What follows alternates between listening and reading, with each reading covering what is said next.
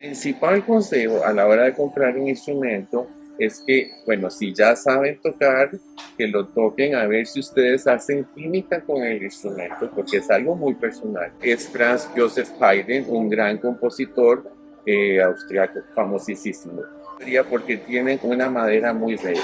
Sí, muy bien. Entre más vetas tienen, bueno, si el violín está bien hecho, normalmente suena mejor. Esto es el distintivo de un muy buen violín.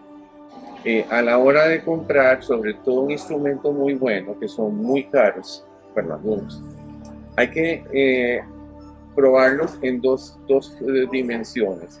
Primero en pequeño, porque normalmente uno lo va a usar en pequeño en la casa, pero si ya uno tiene cierta, digamos, interés profesional y uno sabe que va a dar conciertos, el instrumento debe tener un sonido que proyecte, porque normalmente tocamos en lugares muy grandes, en teatros, iglesias, en gimnasios, o parques. Incluso personas que existieron quizás 300 años atrás, las emociones humanas siguen siendo casi que las mismas. Siguen siendo las mismas porque son muy profundas. Entonces, y es curioso, hay cosas que a través de la historia nunca cambian. El dolor extremo, la alegría extrema, el orgullo, el amor a la patria. eh, Bueno, aquí estamos con Mario Rodríguez y voy a dejar que él haga una pequeña introducción y después nos va a hablar de sus instrumentos que trajo hoy para hablar más a fondo sobre el violín. Empecemos. Muy buenas tardes, muchísimas gracias Natalie por la invitación y mucho gusto a todos los que nos están observando. Bueno, les cuento así por encimita para comenzar a hablar de los instrumentos. Yo soy violinista hace 52 años y trabajé por cerca de 40 con la Orquesta Sinfónica Nacional de Costa Rica. Ahorita hablamos un poquito más a fondo de eso porque hay mucho muy lindo que contar. Lo que vamos a hacer ahora, en lo que me gustaría, es darles algunos consejos sobre cómo escoger un violín en el caso de que quieran comprarlo, ya sean alumnos, no sé, coleccionistas o simplemente por gusto. Traje tres instrumentos muy diferentes en los que podemos básicamente resumir la historia de lo que se puede conseguir normalmente en el mercado. Tengo que comenzar por contarles que los instrumentos, al ser normalmente, por lo menos los muy buenos, hechos a mano, eso los convierte en obras de arte. Normalmente ellos todos, acá, estas son las Fs. En la de este lado, en la izquierda, adentro, si es un buen instrumento, debe tener una etiqueta donde dice quién lo hizo y a dónde se hizo y en qué año. Entonces ya eso a los que sí están firmados, sobre todo por una persona, no por una fábrica, los convierte en obras de arte. Entonces, igual que todo en el mundo del arte, digamos, para resumir la historia, se puede concretar en que hay, como todo, de 5 estrellas, de 4 estrellas, de 3, 2 y 1. La mayoría posiblemente sepan que el top, obviamente es Stradivarius. Claramente en Costa Rica no existen. Son obras extraordinarias, son obras maestras. Este es el equivalente a tener, por ejemplo, un Da Vinci. Son piezas que ya desde el siglo XVIII eran tan famosas que solamente eran, las consiguieron, bueno, reyes, papas, cardenales, solistas famosísimos, y hasta la fecha sigue siendo así. En nuestros países y nosotros, la gente común y normal, no los tenemos, no están a nuestro alcance. Yo como músico he tenido la dicha infinita de tenerlos enfrente y en mis manos, en Europa, claramente. Acá en nuestros países no hay. En nuestros países lo más que podemos conseguir es hasta, bueno, por lo menos en Costa Rica, hablemos que es lo que yo conozco, hasta 3 estrellas. Ya de 4 y 5 no tenemos, porque es muy raros y muy costosos. Pero digamos, de lo que son de hasta 3 estrellas, bueno, pues sí. Hoy me voy a enfocar, como yo soy profesor, en lo que normalmente podría interesarle a la gente joven, a los que posiblemente anden buscando instrumentos. Entonces, estos tres que traje resumen bastante bien lo que normalmente podríamos encontrar. Bueno, entonces, justamente hablaba con Natalie porque es una persona extraordinaria, muy linda, y está muy interesada en todo esto. Me encanta que haya gente con ese positivismo y con ese interés por estas cosas que son un poquito raras. Bueno, le contaba, vamos a comenzar a hablar un poquito de en qué tenemos que fijarnos si fuéramos a comprar un instrumento. Entonces, por ejemplo, bueno, están desarmados algunos porque a veces pasan mucho tiempo guardados. Aquí con este clima tan húmedo, las cuerdas se dañan. Entonces, a veces ni vale la pena tenerlas porque se dañan. ¿Y normalmente de qué están hechos? Bueno, las cuerdas antiguamente eran de tripa. Ahora en tiempos modernos son de metal, ¿verdad? Por eso se dañan. Sí, pero se dañan por el uso, por el sudor y por el clima. Entonces, estos, por ejemplo, ahorita están sin cuerdas. Este es un instrumento que esto es lo que normalmente hoy en día se puede comprar. Es un instrumento chino que y después los terminan de armar y como de darles el toque en Estados Unidos y entonces ya se exportan. Y generalmente están muy bien hechos. Se distinguen en la mayoría porque tienen una madera muy bella. Sí, muy bien. Entre más vetas tienen, bueno, si el violín está bien hecho, normalmente suena mejor. Esto es el distintivo de un muy buen violín. Pero, ¿qué pasa? Por ejemplo, si le viéramos la etiqueta, no está firmado por nadie. Entonces es lo que llamamos un instrumento de fábrica, que son hechos en un montón y normalmente la construcción no es tan detallada. Por ejemplo, vean qué interesante, las tapas acá en el centro son más anchas y luego son más delgaditas hacia la orilla para que vibre. Sí. Estos que son de fábrica es parejo, es digamos casi que el mismo ancho, entonces son instrumentos duros, cuesta hacerlos sonar, pero son muy bonitos. ¿Y para qué sirve en términos de música que sean sonidos tan duros? No, realmente no, más bien no sirve, no es conveniente. Eso se produce porque el instrumento no es hecho a mano, no es terminado a mano, entonces no es tan delicado como otros. No está afinado. Sí, no, tiene una construcción más genérica, por decirlo así, ¿verdad? Entonces eso es lo que se llama un instrumento de fábrica.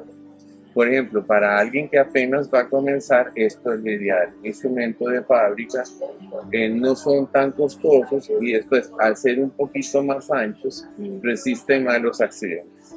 Pero en términos de sonido, ¿cómo se acostumbra el oído? Bueno, en términos de sonido, algunas veces, también eso es muy relativo, resulta que algunos salen muy buenos, otros no tanto. Aquí viene entonces el punto importantísimo.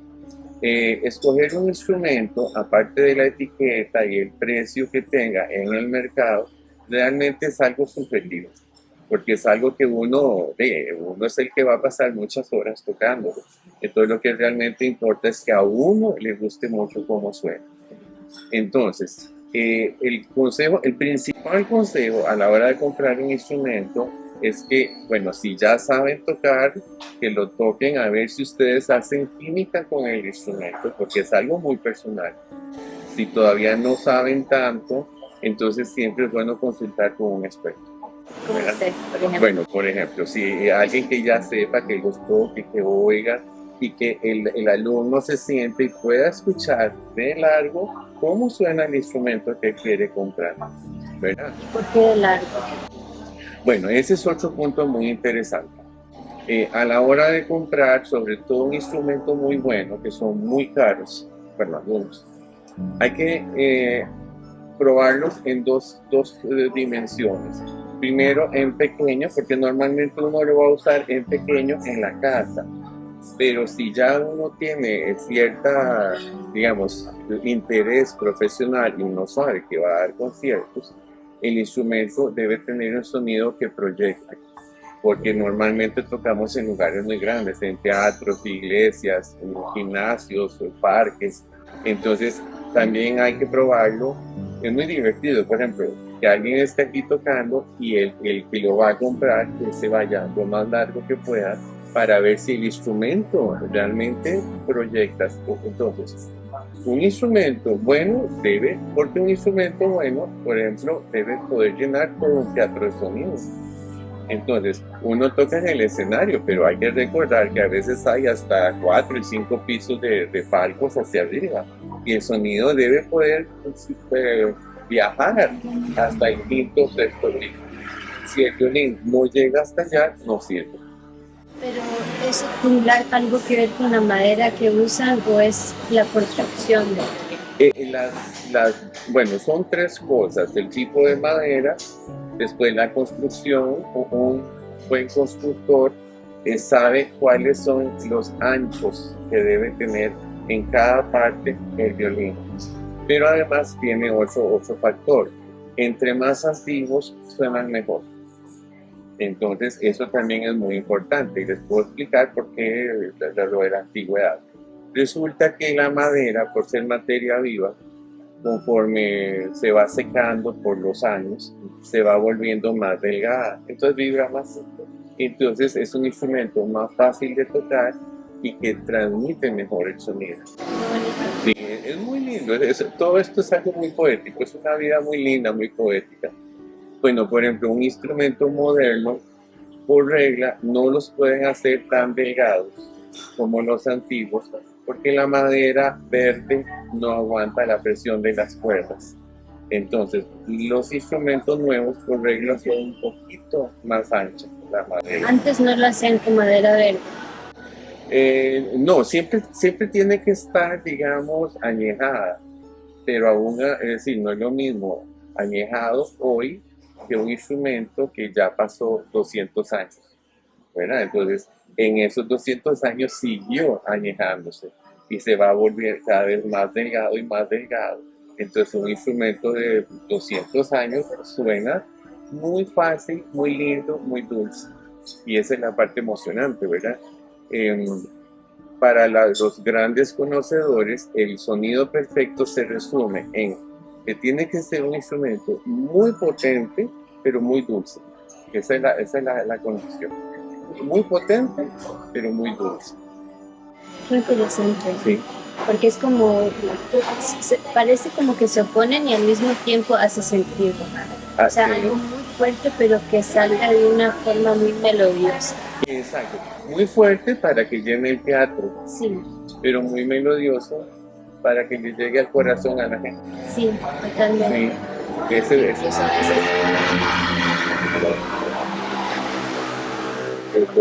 Sí, incluso a veces la música tiene una forma como de llegarle al alma, que va más allá de las palabras limitadas. Sí. Nosotros, por ejemplo, en la Sinfónica viajamos mucho, bueno, no solo fuera del país, también dentro del país, a todo lado, escuelas, colegios, iglesias. En una época íbamos también a tocar a las cárceles. Eso fue un experimento que a mí nunca se me va a olvidar. Cuando la gente ha sufrido tanto, el poder que tiene la música curativa y llegarles al alma, cómo les cambia la cara, cómo les brillan los ojos cuando están oyendo música en vivo.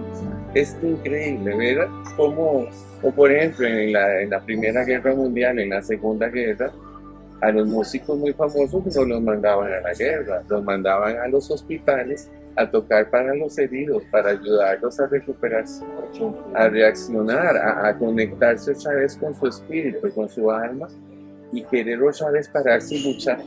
La música es increíble, tiene unas funciones maravillosas. Eso me recuerda el libro de Viktor Frankl, Un hombre con propósito.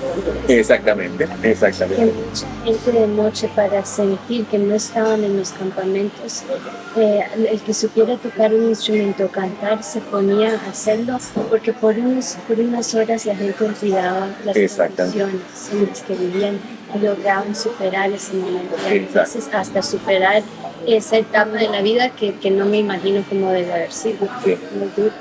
Sí, a nosotros inclusive, por ejemplo, hemos tenido tantos conciertos en tantos lugares y en tantas situaciones, y uno debe justamente aprender a tener la disciplina extrema de meterse adentro de uno mismo y dentro de la música y olvidar todo lo que está alrededor. Entonces es mágico. De hecho, mi profesora, cuando yo estaba estudiando muy joven, nos decía, ve qué lindo, que realmente estos no son violines, son alfombras mágicas, y que uno se monta y lo lleva donde uno quiera. También nos decía que un violín te puede ayudar inclusive a hablar con las personas que ya no están. Los compositores ya no están, pero nosotros sentimos su mensaje, su herencia. Son emociones tan fuertes, Sí. ¿verdad? Que no, o sea, incluso personas que existieron quizás 300 años atrás, las emociones humanas siguen siendo casi por las mismas. Siguen siendo las mismas porque son muy profundas. Entonces, y es curioso, hay cosas que a través de la historia nunca cambian. El dolor extremo, la alegría extrema, el orgullo, el amor a la patria, el sentido de justicia, son cosas que bueno, no deberían cambiar. Y justamente la música, como no hay imágenes, solamente tenemos la conexión con mi yo interior, ¿verdad? Es increíble. Bueno, ahora vamos a hablar de otro caso muy curioso, que son los instrumentos raros. Este, por ejemplo, es un violín alemán que puede tener más o menos unos 100 años. Es muy curioso, si lo vemos por atrás, más bien, por adelante si lo vemos está muy dañado. Se ve que es un violín que tuvo mucha vida. Eso a mí me encanta porque se ve que es un violín vivo, es un violín que llevó música, llevó alegría a mucha gente. Pero bueno, por atrás vemos realmente cómo era él. Este tipo de barniz es muy típico alemán, un fondo muy claro y después en las orillas un fondo más, una pintura, un barniz más oscuro. Como les hablaba anteriormente, vemos todavía en este se ve que tiene muchas vetas. Es un muy buen instrumento. Acá, por ejemplo, también podemos ver que tiene muchas vetas. Este además tiene una cosa muy particular, que normalmente tienen colocho, este no, este tiene tallado un busto, un retrato. La persona retratada en teoría es Franz Joseph Haydn, un gran compositor austriaco, famosísimo. Ahora, bueno, acá no sé, pero si lo pudieran ver en detalle muy de cerca, es extraordinario el nivel de detalle que tiene. Está tan bien hecho.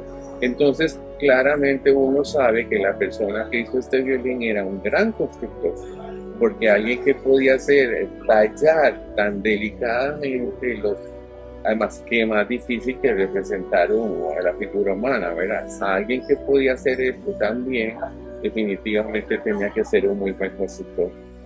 Este tipo de instrumentos, cuando son piezas raras, eventualmente podrían tener más valor, no necesariamente. Por ejemplo, este no tiene etiqueta. Si uno, como les dije, si uno lo ve por dentro, no dice nada. Cuando no dicen nada, bueno, pueden pasar muchas cosas, que le quitaran la etiqueta, que nunca tuvo etiqueta, o también que, digamos, el cuerpo fue hecho en una fábrica, que no fue propiamente un instrumento fino hecho a mano, y que tal vez solamente le pusieron el colocho hecho a mano. No sé, como no tiene etiqueta, no lo podemos saber. Es un instrumento de unos 100 años, puede ser más o menos. Para, digamos, ya los que van a conseguir instrumentos, pensándolo como coleccionismo, este tipo de piezas son muy interesantes, son muy raras. Es decir, yo en mis 52 años de tocar, he visto muy pocos. Yo creo que si acaso 5 instrumentos como este. ¿Y qué nos dice el hecho que le hayan puesto la cabeza del compositor? ¿Dice algo sobre el dueño? No, más bien generalmente era un homenaje a alguien. Muchas veces cuando tienen un busto es un retrato del que lo hizo. A veces es un retrato de, por ejemplo, su amada, su novia o su esposa, su ser amado. Y en algunas otras oportunidades como este es un homenaje a un gran compositor, ¿verdad? Pueden ser muchos casos. He visto otros también que el busto no es tan detallado, tan fino como este. Entonces puede ser cualquier persona, no necesariamente es alguien, ¿verdad? Pero probablemente era alguien como de una familia más o menos acomodada, puesto que sabían sobre esto, o era algo que la mayoría de la gente no sabía sobre este compositor. Bueno, claramente es un instrumento hecho por alguien muy culto que sabía de historia, que sabía de este compositor, de las diferentes épocas que ha habido y posiblemente los dueños que ha tenido también. Curiosamente, por ejemplo, ya yo viéndolo como profesional, cuando yo veo un instrumento tan raspado, tan dañado, lo que yo pienso, lo que me viene a la mente es que fue alguien que hacía música popular. Sí, porque un músico, digamos, sinfónico, un músico profesional, orquestal, por decirlo así, jamás trataría un instrumento así. Nosotros no permitimos que esto pase. Esto lo debe haber, porque tiene muchos golpes. Este instrumento lo debe haber usado, bueno, claramente alguien de música popular y una de dos, o alguien muy joven o un viejito ya muy mayor con posibles problemas de movimiento o algo así, porque es demasiado, ¿no? Si pocas veces he visto un instrumento tan raspado como este. Y cuando están un poquito raspados, en el caso de alguien que sea de la sinfónica, inmediatamente le mandan a arreglar. Bueno, ahí es muy buena pregunta, ve lo que pasa. En general, el barniz original no se debe tocar, porque es la forma de conocer quién lo hizo. Cada constructor tenía sus recetas secretas para el barniz. Entonces el barniz original, a menos que sea absolutamente imposible de salvarlo, no se debe tocar. En un caso como este, lo que se hace es hacer pequeñas restauraciones parciales. Entonces, digamos acá o acá, que son las áreas más afectadas, tratar de llevárselo obviamente a alguien que sepa muy bien reparar, no a cualquier persona. Los que reparan se llaman luthier o los que construyen. Entonces, un instrumento como este, que ya tiene cierta trayectoria, que tiene una edad respetable, se le debe llevar a un luthier conocido, alguien famoso, y que le restaure específicamente lo que está dañado, pero que no le cambie el barniz. El barniz no se debe cambiar. O sea, no se debe eliminar. No. Porque eso sería como quitarle su autenticidad. Exactamente. Sí. Entonces, hablando de este instrumento que es un poco raro, les quiero mostrar que también traje otra rareza. Bueno, lo que nosotros usamos para tocar es esto, era el arco. Es casi tan importante como el violín, porque como me decía mi profesora, esto no es un arco, esto es la varita mágica, esto es lo que produce el sonido. Y si uno sabe los conjuros correctos, sale lindo, y si no, es espantoso. Entonces, un buen arco, también cuando son muy buenos, generalmente, bueno, acá esta parte de abajo es el talón, generalmente están firmados. Cuando ya es un arco firmado, es más fino. Y ahora, por ejemplo, que tenemos la ventaja que todo se puede buscar en internet, uno busca los datos y ya, más fácil. Este, por ejemplo, es una copia de Bausch. Los Bausch eran también un constructor alemán muy famoso. Lo que tiene este particularmente lindo es la construcción. Vean, por ejemplo, el colochito así como un zapatito de Aladino, ¿verdad? Una cosa así. Normalmente, vamos a ver así los dos cerca. El de arriba es el normal, que es cuadrado, y el de abajo tiene mucho más decoración. Entonces, este, por ejemplo, también es un arquito que, bueno, igual sirve para todo el mundo, para un joven, para un profesional, pero también para un coleccionista puede ser más interesante. También son muy raros. Esto también lo he visto muy pocas veces.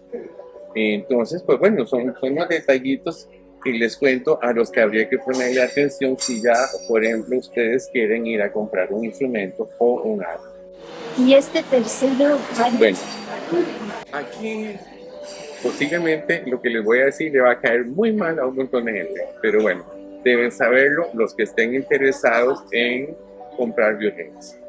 Le contaba a Natalie que en mis casi 40 años de ser profesor, muchas veces me han traído los alumnos con sus padres ilusionadísimos: profesor, encontré un Stradivarius. Yo así ya, ay, otra vez.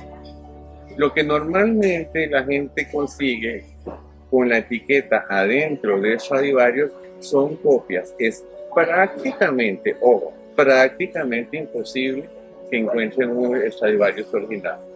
Son tan raros y tan valiosos. Acordémonos que tienen 300 años. Es decir, algo de 300 años no anda dando vueltas por ahí. Generalmente están en un museo o lo tiene un papa o un rey, o sobre todo museos, grandes fundaciones con muy grandes solistas. Nosotros los mortales normales no tenemos Stradivarius, no se puede. Entonces, lo que normalmente llega a nuestras manos, por ejemplo, es como este caso, que son copias. Los tres más grandes constructores de la historia fueron, bueno, Amati, que fue el primero. Amati fue el profesor de Stradivarius, el más conocido, y de Guarnerius.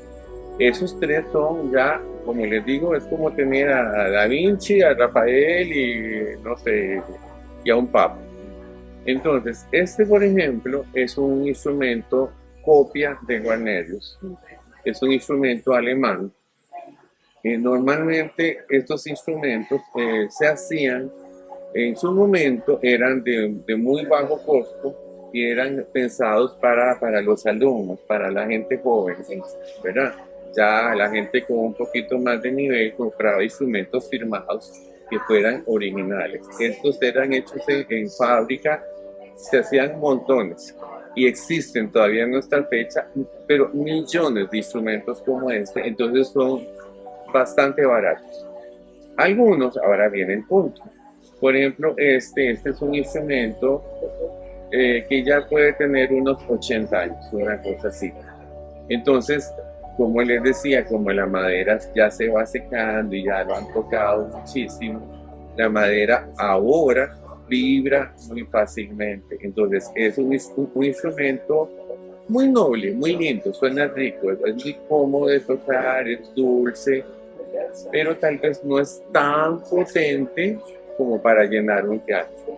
Es un instrumento muy lindo como para tocar uno en la casa, en recitales, en lugares pequeños, todavía en un grupito o algo así, pero ya tal vez para un profesional se queda corto, no son instrumentos tan profesionales.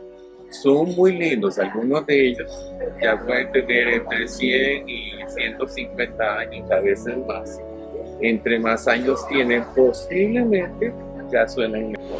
Curiosamente, yo he leído en diferentes foros que tienen que ver con violines, que antes, como en 1800, por ahí, la gente se reunía alrededor de un fogón y tenían violines que eran melódicos. O sea, estaban diseñados, por lo menos en esa época, me parece, para que fueran disfrutados en un espacio pequeño. Entonces es curioso que esté hablando de este violín en términos de su melodía. Exactamente. Que era justamente porque... Sí, muy buena pregunta. A ver qué interesante.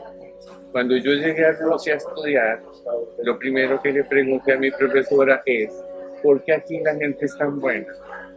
Respuesta, ojo, me dice: bueno, porque el invierno dura 9 meses. Si yo hubiera nacido en su país y hubiera podido salir a jugar y hubiera podido andar en la playa, en el parque, en el patio, yo no hubiera tocado violín. Nosotros aquí, que tenemos un clima tan terrible, o tocamos un instrumento o nos morimos de aburrimiento. Por eso somos tan buenos. Pero además, vean qué interesante, nos contaba que el enfoque históricamente ha cambiado. Antiguamente se tocaba música para uno, bueno, hace 400 años, a nivel familiar, no sé, para entretenerse. Muchas veces, por ejemplo, cuando el clima no permitía salir a entretenerse afuera, entonces para tocar alrededor de la fogata. Por ejemplo, todavía cuando yo estaba chiquito, que estaba mi abuela, nos contaba que ella cuando todavía estaba chiquita en su casa, todo el mundo tocaba algo, ella tocaba piano. Como todavía no había luz eléctrica, en la tarde lo que hacían era reunirse y el que tocaba algo se sentaba a tocar mientras todos los demás tomaban café, disfrutaban.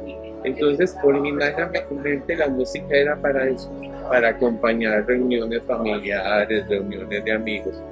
Como eran lugares más pequeños, no era tan importante el volumen, era más importante el timbre, la calidad, que fuera muy dulce.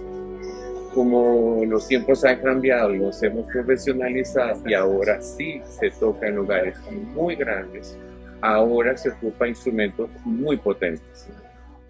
Y curiosamente hay personas que incluso no se atreven a escuchar una canción hecha por rivales, al menos de que lo toquen con el instrumento final, para que la nota salga igual que como en la época, no sé cuándo la tocaba. Sí, de hecho, ahora por ejemplo es muy curioso porque es lo que te digo, nuestro oído se ha dañado un poquito. Por ejemplo, cuando yo estaba pequeño, se podía oír música en vivo o en los long play.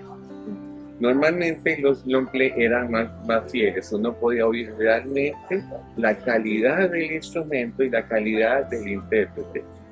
Luego se pasó a los CDs y a todo lo que es como de laboratorio, ¿verdad? De estudio. Y entonces, por ejemplo, ahora si uno oye grabaciones de estudio, todos los instrumentos suenan igual.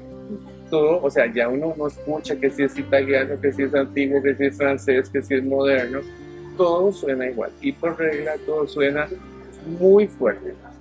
Entonces nuestro oído, y además con tanta bulla que hay en el entorno, nos hemos ido acostumbrando a que todo tiene que ser muy fuerte. Eso es un error. Primero, que eventualmente nos puede dañar los oídos, pero también hemos perdido el sentido de la poesía, de la belleza, de la ternura, de poder expresar cosas lindas.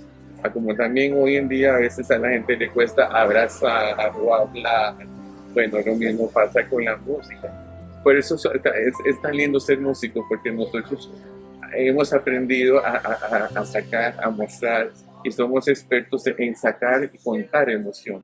Y si han visto cómo la música logra hacer que una persona, hablando de personas que quizás se tienen que desenvolver, porque estuvo hablando de estudiantes y demás, me imagino que la música también logra sacar las mejores partes de una persona como para que resalte lo Claro. mejor de su personalidad. Sí, Porque a veces cuando uno quizás no sepa cómo decirlo, una nota puede hablar más que las palabras sí. o incluso enseñarnos cómo comunicarnos. No sé si eso hará sentido. Completamente, sí. Qué lindo lo que lo estás diciendo. Muy sabias tus palabras y también muy profundas y muy poéticas. La música viene directamente del corazón. Con la música no podemos mentir, no se puede. La música es totalmente transparente y es lo que más refleja quiénes somos. Es decir, yo puedo tratar de ser muchas personas, pero yo me paro a tocar y lo que sale es mi esencia, mi verdadero yo. Pero también por ser algo tan profundo, tan auténtico mío, conecta directamente con el alma de las otras personas. Nosotros, por ejemplo, los artistas hemos aprendido a leer los ojos. ¿En serio? Sí, porque por ejemplo, cuando uno trabaja con niños, por ejemplo, los alumnos que he tenido yo, como son niños de familias muy educadas que los meten a aprender un instrumento, están programados a contestar sí señor, pero normalmente no están pensando sí señor. Entonces, ¿qué pasa? Por el brillo de los ojos, yo sé primero si me entendieron y segundo si están de acuerdo con lo que yo digo. Porque si no están de acuerdo, yo tengo que negociar con él hasta que entienda la idea y pueda reproducirlo de una forma armónica, que él esté de acuerdo y que además le signifique algo. Entonces, y todo esto es con el brillo de los ojos. O sea, en su fondo, ser profesor de violín va mucho más allá porque es una negociación, como acabo de decir. No es yo le impongo esta información y tiene, sino, a ver, hablemos. ¿Hasta dónde me entendió? Hasta es como un baile casi, ¿verdad? Exactamente, qué lindo, sí, me encanta tu forma de ser, buenísimo. Resulta que es decir, los buenos profesores trabajan siempre a nivel individual, porque justamente es una negociación, un baile. Es decir, uno como profesor tiene la misión de enseñarle al alumno, bueno, Haydn, cómo era Haydn, cómo era su época, cómo era el estilo, pero siempre al final el alumno debe individualizar. Entonces, hay un montón porque la música tiene 500 años, hay reglas que son innegociables, pero hay otras cosas que sí. Entonces ahí viene justamente la parte de la creatividad. O sea, usted como individuo, como artista, ¿qué propone? ¿Verdad? Entonces se vuelve algo muy lindo porque yo le enseño al alumno las reglas para que él con esas reglas investigue dentro de sí mismo y saque lo mejor que tiene. Mario, me gusta mucho lo que acabas de decir. Cuando dice que las personas le agregan su personalidad o su toque a las notas o a la música que ellos tienen que aprender, significa también que no es solamente que están reinterpretando la música original, sino que están también poniendo un poco su alma en el Claro que sí. O sea que ahí es donde sale un poco a la luz la forma de ser de la persona o lo que trae a aprender. Entonces, si sienten mucho o si sienten emociones muy fuertes, me imagino que eso sale a la luz. Claro. Y a la inversa también. Sí. Si no lo están sintiendo, Exactamente. se oye como una nota. Totalmente. Mira, el asunto yo te lo pondría más fácil, por ejemplo, para los que nos oyen, para que lo entiendan mejor. Sí. Es como, imagínense una clase de pintura en una academia de Bellas Artes. Entonces hay un modelo en el centro, un montón de artistas alrededor, todos tienen que pintar al modelo, pero cuando ya ponemos todas las pinturas en fila, todas son diferentes, porque cada uno lo pintó a cómo lo siente, a cómo lo ve, a lo que él quiere expresar. Bueno, lo mismo pasa con la música. No sé, uno puede, por ejemplo, en el instituto donde yo doy clases, de hecho yo fundé un concurso, el concurso Vivaldi, es el único concurso juvenil en el país, ya tiene 30 años. ¿Y es solo para instrumentos de violín? Es para instrumentos de cuerda, originalmente era solo violín, ahora de cuerda. Y por ejemplo un año nos pasó que fue dificilísimo porque había 25, como era el concurso Vivaldi, había 25 muchachos tocando Vivaldi y de esos había como 15 tocando la misma obra. Entonces era tremendamente complicado para el jurado, dentro de 15 personas tocando exactamente la misma pieza, escoger los ganadores. Entonces esa es nuestra misión. Uno se va volviendo increíblemente sensible a justamente la parte espiritual que quiso transmitir el alumno, que también lo logró, qué tan fluido es, qué tan auténtico, qué tan profundo, qué tan, también como que, qué tan hueco puede ser, porque de todo hay. Entonces, ese es justamente el chiste, esa es la maravilla de la música. Y para alguien que quiera, por ejemplo, yo me pongo en los zapatos de un estudiante que quiera mejorar la calidad de la forma en que toca cada nota. ¿Cómo logra sacar de sí mismo? Porque es uno, por estar en su propio cuerpo, me imagino que a veces es difícil detectar o ver cómo uno es. Pero ¿cómo es que uno puede sacar a la luz las mejores partes de uno mismo? Bueno, la fluidez, sí. Hacer que sea más fluido la nota. Sí, hay varias cosas que podemos hablar. La música normalmente debemos verla como 50% técnica y 50% interpretación. Si yo no tengo una buena técnica, no voy a poder sacar mis ideas. Entonces, primero ocupo tener, bueno, una buena guía, un buen profesor que me monte muy bien mi aparato técnico, que me enseñe cómo tocar correctamente. Es muy importante tener un muy buen profesor. Luego que ya yo domine mi cuerpo, mi instrumento, mi técnica, entonces va a ser mucho más fácil que yo saque mis ideas, ¿verdad? Ahora, entonces, esa es la primera parte. Siempre se trabaja primero la técnica y luego la interpretación.